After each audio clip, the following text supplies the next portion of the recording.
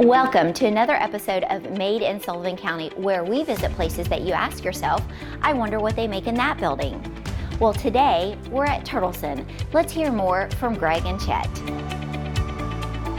You know, our goal when we started out in the apparel business was to build a business in Bristol, one that'll stay. And we've managed to start a few in Bristol, but we've not been able to keep one. We feel like we've got a really good start. I'm Greg Oakley. I'm Chet Sikorski. And we're at Turtleson's world headquarters in Bristol, Tennessee. Chet and I actually met in third grade. Mm-hmm. My family moved back to Bristol, and Chet was one of the first people. Our families knew each other, so they got us together, and so we knew each other in third grade, going to Holtonville Elementary School here in Bristol. I moved away for 5-6 years. My timing's not that great, but then I came back to Bristol my freshman year in high school, and Chet and I kind of picked up our friendship where we left off, and we were really great friends all through high school. And then through college, Chet went to Belmont Abbey. At first, I went to the University of Tennessee, and then he ended up transferring, and we were college roommates at Tennessee. So our history doesn't just go back to the apparel business, it goes all the way back to third grade. People in the business find that hilarious. They said, "Oh, you guys knew each other in college." And I said, "We knew each other in third grade." So, it's been a good friendship, and it's made for a good partnership through the years. So. Coming out of college, I went to work in real estate. Went to work for Bob Callahan Realtors, and I did that about 3 years. And then I moved to Charleston and had a few jobs there. And then after 2 years there, decided to move back to Bristol because I knew I'd end up being back in Bristol because I love it. And Greg and I, that's when we started Chester Greg. So, my first job out of college was with Armstrong World Industries. So I graduated and they moved me to Lancaster, Pennsylvania to train, and then they shipped me off to Green Bay, Wisconsin. So I was in the Great White North, for about 2 years, and was always trying to get back closer to home. So then took a job with a pharmaceutical company in West Tennessee. And was there for another 2 years. So I spent my first 4 years kind of traveling around in a sales position.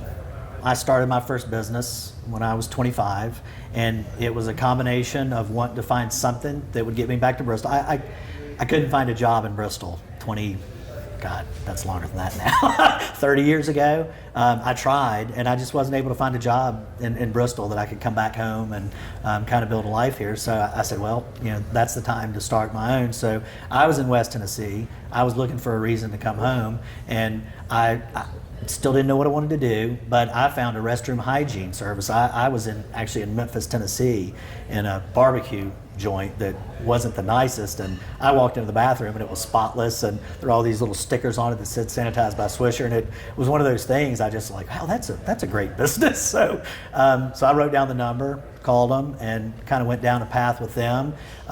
Sort of one of my mentors going through high school and even college was a gentleman named Don Shaw, who owned the local Arby's in the area.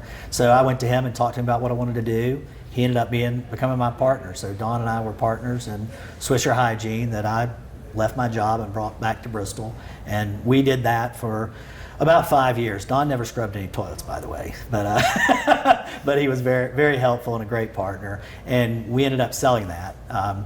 And I, at the time, played a lot of golf, enjoyed apparel, and had an idea. Bristol used to be a hotbed for textiles, so there were a lot of people with knowledge in this area. So I called Chet and just said, "Hey, I'm thinking about doing this. I'd love to have a partner. Are you interested?"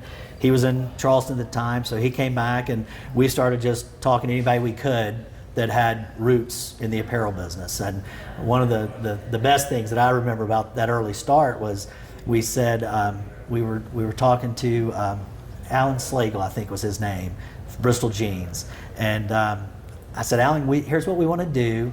Can you think we can make a golf shirt?" And he said, "Oh, I guarantee you can make a golf shirt. I don't know if you can sell it." So anyway, we went through the process and started that company, which was Chester Greg.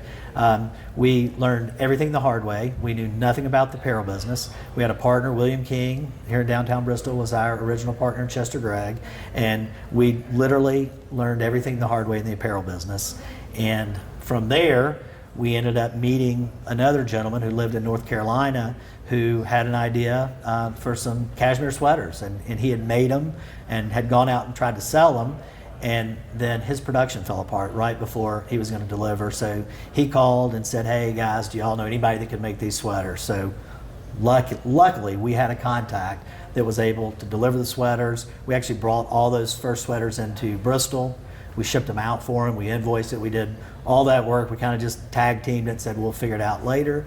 At the end of the year, that business was doing really well. Chester Gregg was, doing okay, but we decided that we should kind of join efforts with that guy. We did, and formed Luxury Apparel, which owned the brand Peter Millar, which has done pretty well since then. So we, I guess it was about 3 to 4 years where we ran Peter Millar out of Bristol, Tennessee.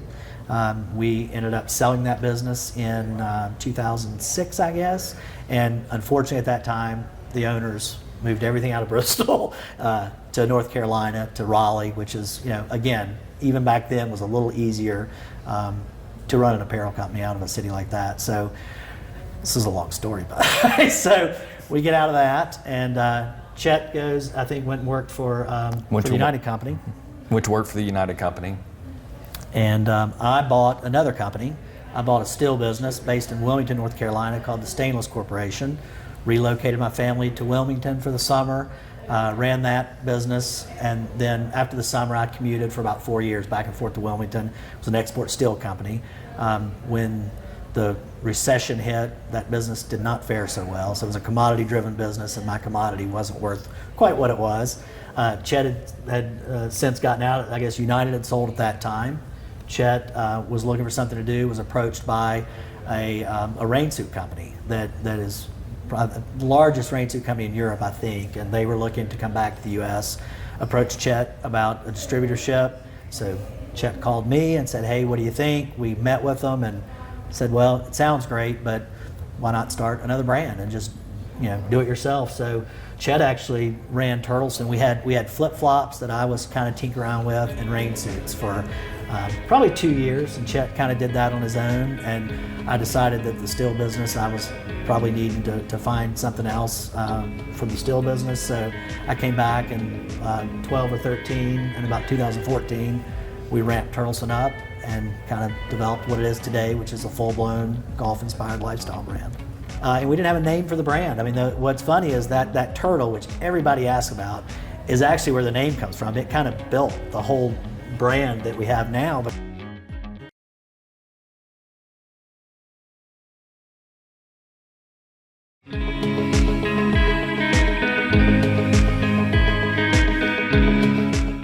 so the logo is this is a conflict. So in the beginning, before Stainless Corporation, I had the idea for these flip-flops, and I have a strange affinity for turtles. So I got an artist and just gave them some direction, said I'd like to have a logo to go on an apparel brand, or flip-flops at the time, and I said I just like a simple line drawing. That's all the instruction I gave, and they came back with lots of different designs, and part of one of the designs had this little drawing of a turtle, and it was just one of those things that when I saw it, it felt recognizable to me. I felt like I was like, it seems like that has been around a while, and it kind of resonated. So I didn't like anything else. I said, but I want the turtle. So ended up marking the turtle, and we didn't have a name for the brand. I mean, what's funny is that turtle, which everybody asks about, is actually where the name comes from. It kind of built the whole brand that we have now, because we didn't have a name for the company. So we were basically referring to it as the logo for the longest time. As we talk about it, we talk about the turtle, and we said it kind of looks like a sun too, so we'd call it the Turtle and Sun. And so Turtle and Sun kind of became just a working title for a brand idea, and finally we shortened it. We called it that for so long that it became awkward to think of it as anything else, so we dropped the and changed the O to a U, and to the U to an O, I'm sorry, and Turtleson, the brand, was born. So it's the logo that named the brand. 6 on the regular PGA Tour, 3 on the Champions Tour, and then we do 6 more on the Korn Ferry Tour.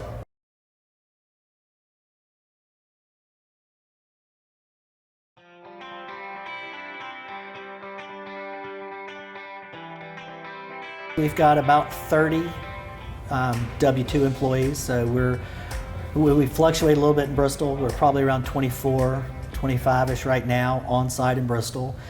We've got, again, depending on time, we've got I think six full-time employees across the U.S. So we've got a VP of corporate sales that lives in New York.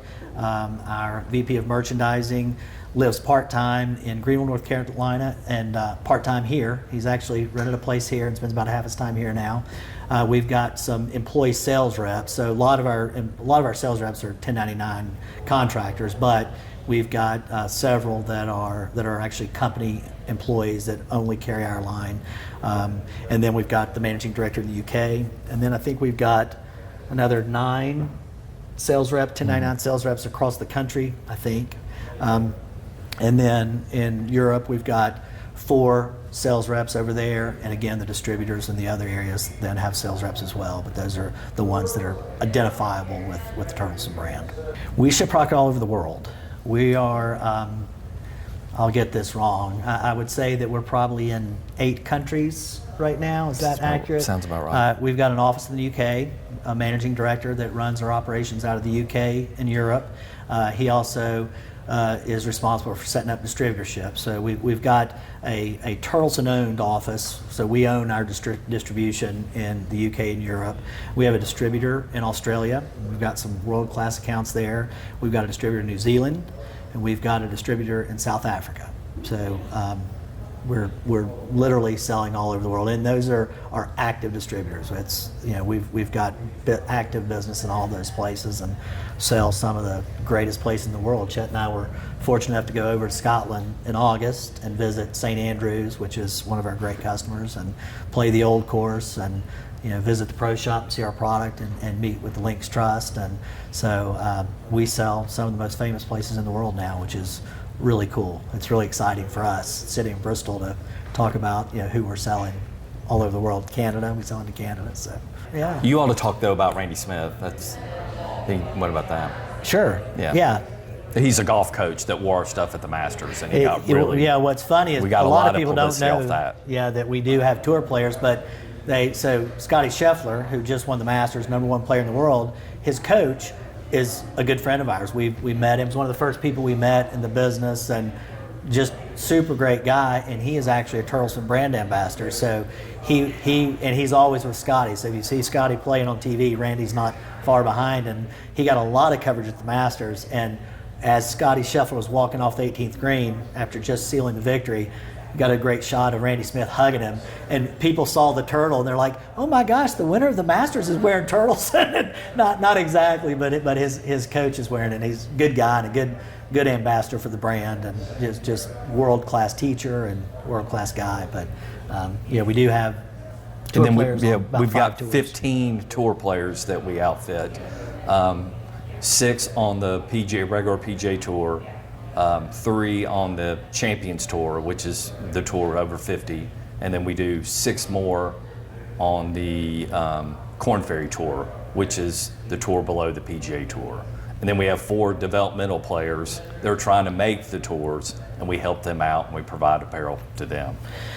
And all these guys have the Turtleson logo somewhere on their shirt. Most of the time it's on the back. Some of the guys we have left chest. So we had 3 tour victories. Unfortunately, our tour victories are no longer wearing the product, but Kevin Kisner, his first tournament win was wearing Turtleson, and Brendan Todd, when he went on his run and we won 2 in a row and almost made it 3, was wearing Turtleson when he won his tournaments. And I just want to say he has not won since he quit wearing Turtleson. So. And our most well-known tour player is Fred Couples, which a lot of people know. Yeah. So we just hired a technical designer about a month ago, and you'd be shocked at the number of people that we interviewed that said, "I would love to move to Bristol."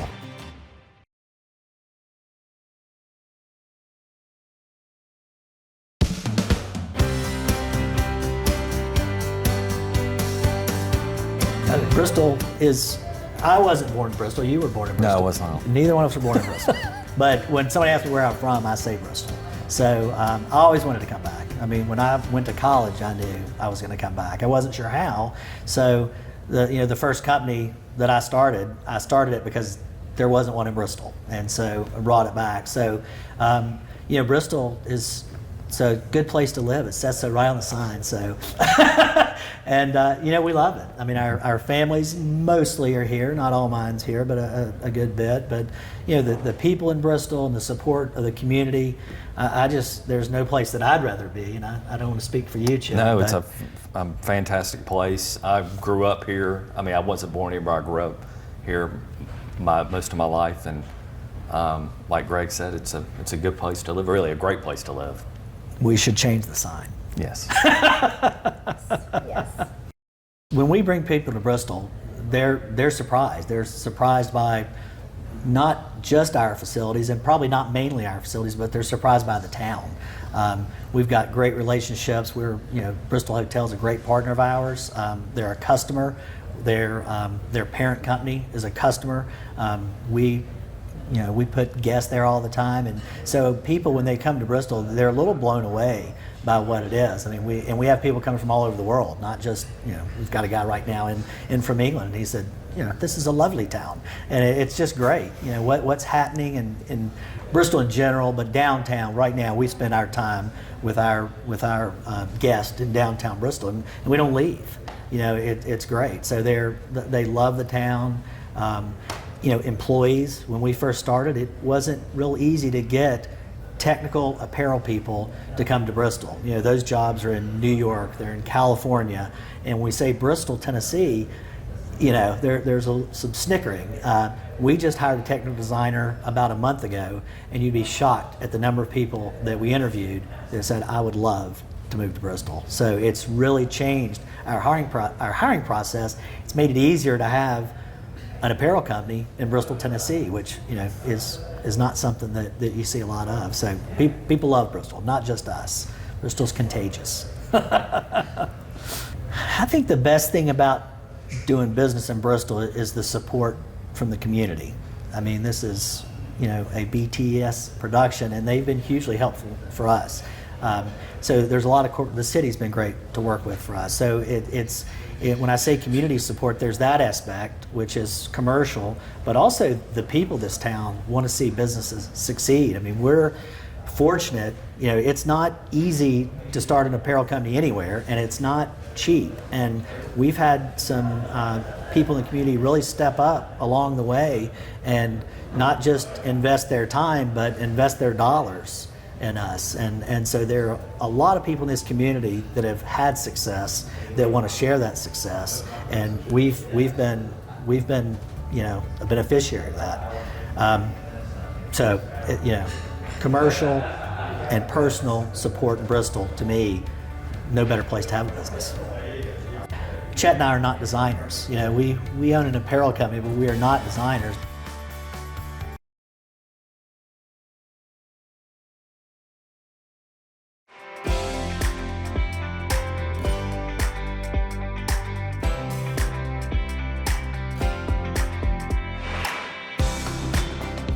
Specifically in this build, we ended up in this building. We've moved around a little bit in Bristol. If you go back